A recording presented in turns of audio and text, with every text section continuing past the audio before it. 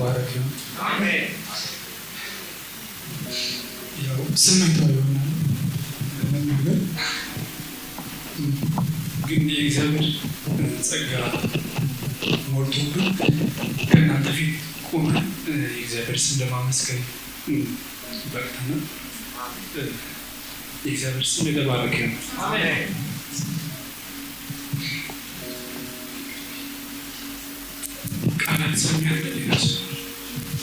ትንሽ ስለ ልጄ ልበላችሁና ስሙንም ያወጣንበት ምክንያት አለ። ልጆቻችንን ስንወልድ ሁሌም የምንለው ነገር አለ ከባለቤቴ ጋር ለእግዚአብሔር መስጠት ስላለብን እሱን የመጀመሪያ ልጄን ስወልድ በናያስ ይባላል። ትርጉሙም የእግዚአብሔር ልጅ ማለት ነው። እውነትም የእግዚአብሔር ልጅ ነው።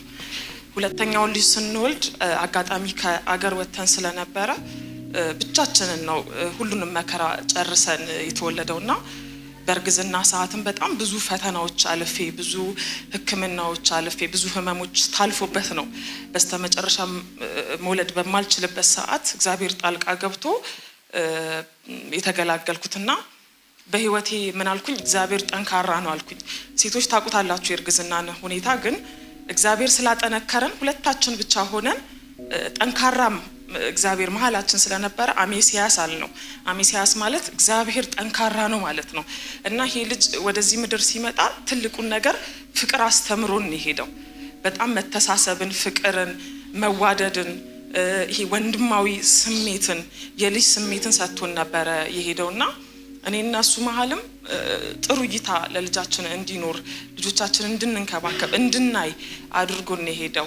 በርግጥ ልጃችን ያለፈበት ሁኔታ እጅግ በጣም ቢያሳዝንም በሰፈራችን በኩል ትልቅ የእግዚአብሔር መናወጥ ትልቅ ወንጌልን መስበክ ነበረ መሐላችንና ያ ቃል ነው ያጽናናን።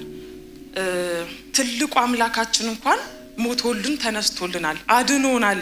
የኛ ልጅ ዛሬ ማለፉ ጌታን እንድንሰብክ ቃሉን እንድንናገር ነው። ስለዚህ አህዛብ በቤቴ ሲመጡ ክርስቲያኖች በቤቴ ሲመጡ መጽናናትሽ ከምንድን ነው ሲሉኝ ክርስቶስ አምላክ ውስጤ ስለነበረ አምላኬ ከልጅነቴ ጀምሮ ነው ያሳደገኝ። እኔ ሌላ እምነት አልቀላቀልኩም፣ ቀላቅዬም አላቅምም፣ ግን መስክሬ አላቅም። ዛሬ ላይ ግን በልጃችን ምክንያት እንድንመሰክር ለዓለም ሁሉ ወንጌልን እንሰብክ ነው ያደረገን። በዚህ ትልቅ ነገር እኛ ድልን ተቀናጅተናል። ጌታ ያያችሁት ቤቴ ድረስ ነው ወንጌል እንዲሰበክ የፈለገው። ስለዚህ በዛ አካባቢ በዛ ሁኔታ ላይ እግዚአብሔር ከፍ ብሎ በጣም ከፍ ብሎ የእውነት ነው የምላችሁ ከፍታው እንደዚህ የሚነገር ከፍታ አይደለም። ክብሩ እንደዚህ የሚነገር ክብር አይደለም። አህዛብን በቤቴ ቀጥለጥ ብሎ ያሰራ አምላክ ነው። በጣም ቀጥለጥ ብለው አይታችኋል። ግማሾቻችሁ ጎረቤቶቼ ያናል ምቀርባቸው አይደሉም፣ ግን በቃ እግዚአብሔር ስላዘዘ ክብር በዛ በኩል ስላለ በቃ ለቅሶ ቤት አይመስልም። የመጣው ሁላ ተጽናንቶ ከኛ በላይ በቃ ደስ ብሎት ነው ሄደውና ይሄ ሆነው በትልቁ በአምላካችን ነው። ሰማይና ምድርን በሰራው በአምላካችን ነው። ስለዚህ የሱን ንብረት የመውሰድ መብት አለው፣ በጣም መብት አለው። እኛ የተሰጠን ይሄ ጊዜ ነው፣ እሱን እንድንንከባከብ እሱን እንዲዝ የተሰጠን ይሄ ጊዜ ነው። ከዚህ በኋላ ደግሞ የሱ ጊዜ ነው በቃ። ስለዚህ እኛ ተጽናንተናል፣ በእግዚአብሔር ኃይል ቆመናል፣ ወደፊትም እንቆማለን፣ ጌታን እንመሰክራለን። ይሄን የሰጠንን ልጅ ደግሞ እስኪወስድ ወደ ራሱ እስኪያረገን ድረስ እንሰብካለን፣ እንቀጥላለን። ክብር የማን ነው? የእግዚአብሔር ነው በቃ።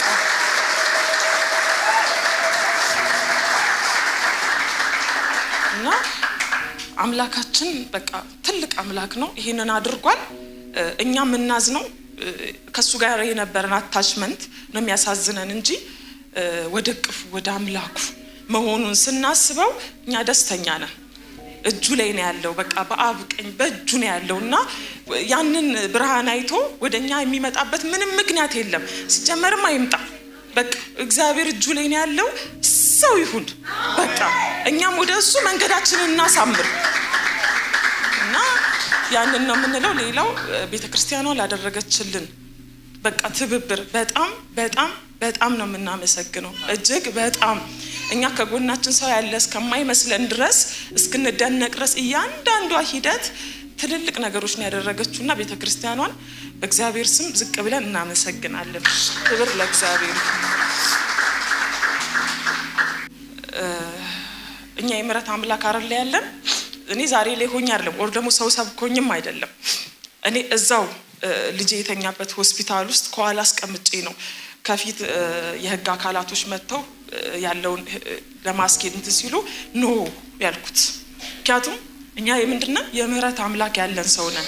ልጅቷን ምህረት ማላረግላት ከሆነ እኔ ላይ ቀጣይ የሚመጡ ነገሮች ብዙ ይመጣሉና እዛ ጋር ነው እኔ ኖ ምንም አይነት እርምጃዎች አልራመድም። እግዚአብሔር ሰጣ እግዚአብሔር ነሳ የሚለውን ይዤ በአብቀኝ ነው መሆነው እንጂ ሌላ ነገሮች ይዤ አልሄድም ብዬ ለልጅቷ ያኔ ነው ምህረት ያደረኩት።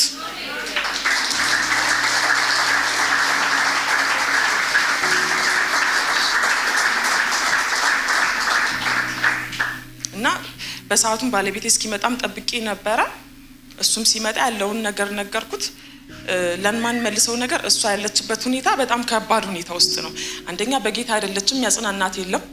ከልጇ ጋር እናት እዛ ቦታ ላይ ያለችውና እንደ እናት እንደ እኛም እንደተነጠቅን ልጆች ስለሷ ማሰብ ስላለብን እሷ ጋር ይሄ ወንጌል መድረስ ስላለበት ባለችበት ቦታ እኛ ምህረት አድርገንሻል ካላልናት በስተቀር መቼም አትጽናና። ስለዚህ አጽናኙ መንፈስ ወደሷ እንዲሄድ እኛ በቃ ይሄ መንፈሳችን ልባችን ውስጣችን በጣም በታላቅ ይቅርታ ይቅር ብለናል።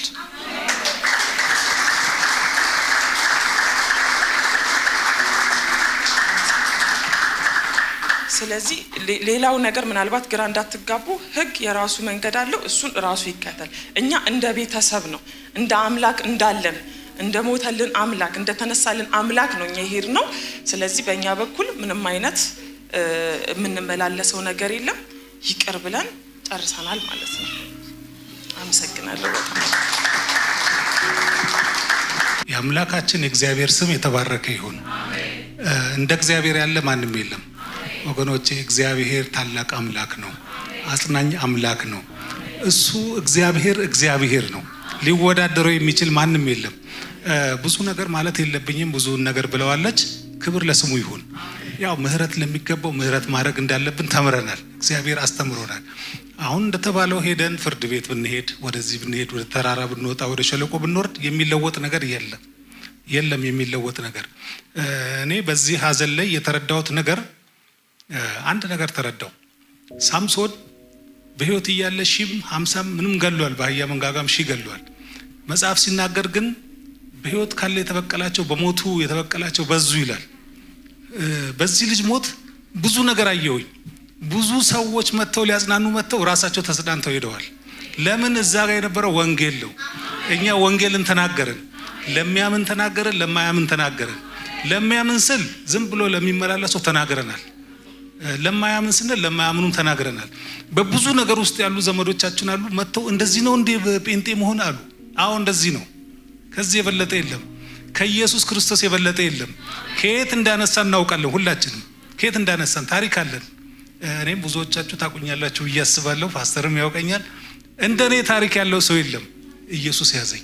ምንም ላረግ አልችልም፣ ወዴትም ልሄድ አልችልም።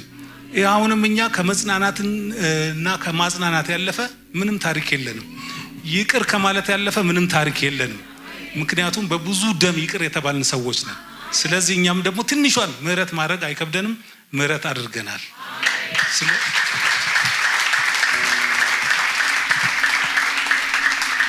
በዛ ሰፈር ላይ እኔ የገረመኝ በቀደም ማታ ቁጭ ብዬ አንድ ሰው መጣ። ልጁን ወደ ሆስፒታል ይዞ ሲሮጥ የነበረ በጊዜው እኔ አልነበርኩም። ከሁለት ቀን በኋላ ነው በዚህ እንትን አልነበርኩም የመጣሁት። መጥቶ በቀል እንድንበቀልና ክስ እንድንከስ ነው በጣም ሲገፋፋ ነው የነበረው። አይ እኛ እኮ የበቀል ሰዎች አይደለንም፣ እኛ በወንጌል አማኞች ነን። ለሴትዮዋም ቢሆን ለማንም ሰው ምህረት እናደርጋለን አልኩት። ምንድነው አለ። ምንድነው ይሄ ነገር? እናንተ ምንድናችሁ አለ። እኛ የወንጌል አማኞች ነን። እና ጴንጤ ናችሁ? አዎ። እንደዚህ ታረጋላችሁ? አዎ እናረጋለን። ከመማር ውጪ ምንድነው የምናረገው? እስቲ ምን ድል ፈንታ አለን? ምህረት ከማድረግ ውጪ ምንም አማራጭ የለንም። አሁንም ነገርም እኮ አለ። መዝራት እንዳለ ማጨድ አለ፣ በጋ እንዳለ ክረምት አለ፣ ደስታ እንዳለ ሀዘን አለ። ወገኖቼ በእያንዳንዳችን ቤት ለሚመጣው ነገር በምህረት ነው ማለፍ ያለብን። ምንም ወደ ኋላ እንመለስም። እኛ ወገኖቼ ወደ ኋላ የሚመለሰን ነገር የለም። አዎ ጨፍጭፈን አይተናል፣ ተራግጠን አይተናል፣ በብዙ ነገር ውስጥ ገብተን አይተናል። እንደ እግዚአብሔር ያለ ማንም የለም። ከተደረገልን ከብዙ ምህረት የተነሳ እኛ ደግሞ ትንሿን ምህረት ማድረግ አያቅተንም። ስለዚህ እግዚአብሔር ስላበረታን እግዚአብሔርን እጅግ አድርገን እናመሰግናለን። ቤተክርስቲያንን በተለይ ቤተክርስቲያንን እጅግ አድርገን እናመሰግናለን። እንደ ወንድም እንደ እህት በብዙ ትግል ውርደታችንን ስለሸፈኑልን። ብዙ ከበባ ነበር እናውቃለን። የኛን ውርደት ብዙዎች እንደሚፈልጉ እናውቃለን። ነገር ግን አሸናፊው እግዚአብሔር በእነሱ ውስጥ ሆኖ አቤቱ እንዴት እንደከለለን እኛ እናውቃለን። ስለዚህ ቤተክርስቲያንን እናመሰግናለን። ወንድሞችን እናመሰግናለን። እህቶችን እናመሰግናለን። ታላላቆችን እናመሰግናለን። ታናናሾችን እናመሰግናለን። እግዚአብሔር ይህን ፍቅር አሁንም ጨምሮ ይስጣችሁ። ይህን ህብረት አሁንም ጨምሮ ይስጣችሁ። በየትኛውም ቦታ ያልተገኘ ነገር ነው ያየሁት። በየትኛውም ቦታ ያልተገኘ ነገር እግዚአብሔር ይባርካችሁ። የስም አይደለም፣ የታይታም አይደለም፣ ዛሬ ታይቶ የሚጠፋም አይደለም። እኛ ግን በህይወታችን መዝገብ ላይ መዝግበናል ይሄን ነገር። እግዚአብሔር ይባርካችሁ፣ ጨምሮ ይባርካችሁ።